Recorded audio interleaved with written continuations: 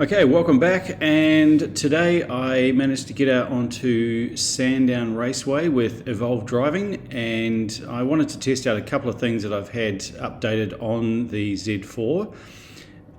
One of those is the tyres, so I've replaced the Yokohama semi-slick tyres that I had on there, which were well beyond their use-by date, with some Bridgestone RE003s, which I've had before on my Z3, and I've also had them on my Skoda Octavia VRS.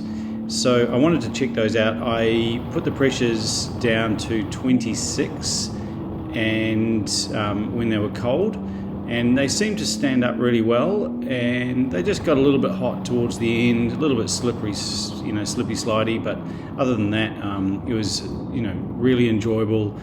Car's really predictable. The other thing I wanted to check out was the seat. So obviously in my previous video I had changed over from the original terrible, horrible, slippery, no support seats to the M Sport E46 seats, which bolt straight in. So I wanted to test those as in comparison with a full race harness and a race seat. Obviously there is a massive difference, but I wasn't really sliding all around the seat. I was able to kind of hold on.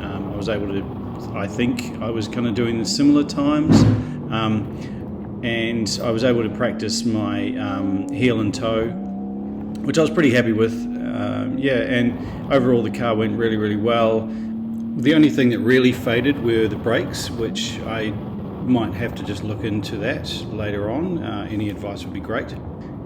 The suspension is set to its softest setting. Say that 5 times when you've had a few drinks.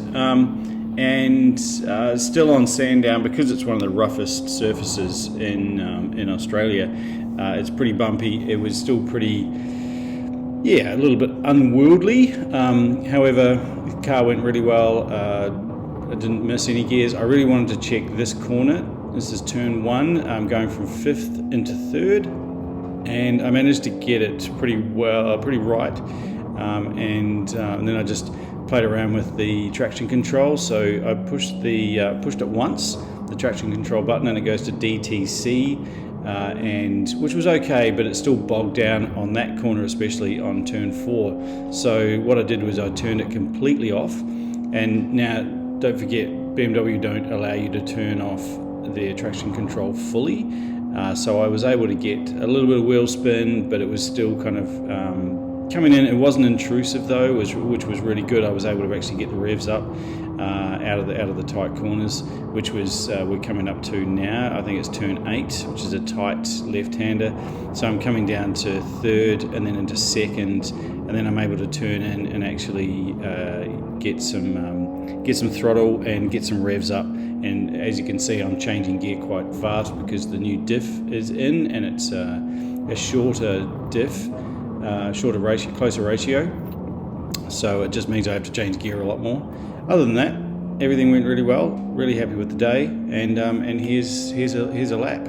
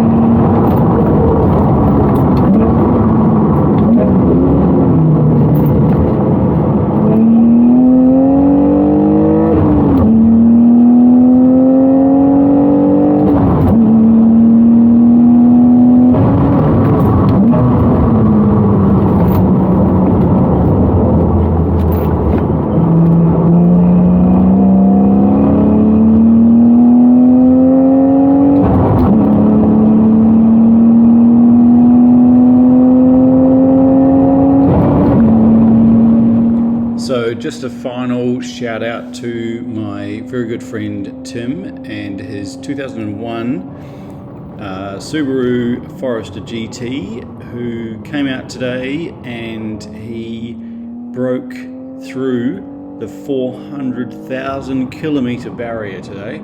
He ended up doing 440,000 kilometres, and some of that has actually been done on the track here at Sandown, Winton, and also Phillip Island. So I think that's a testament to Subaru, but also to Tim's absolute dedication to this car.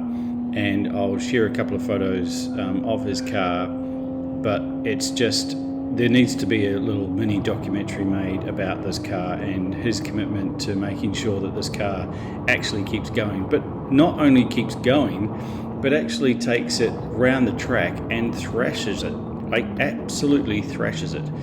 Anyway, thanks for watching.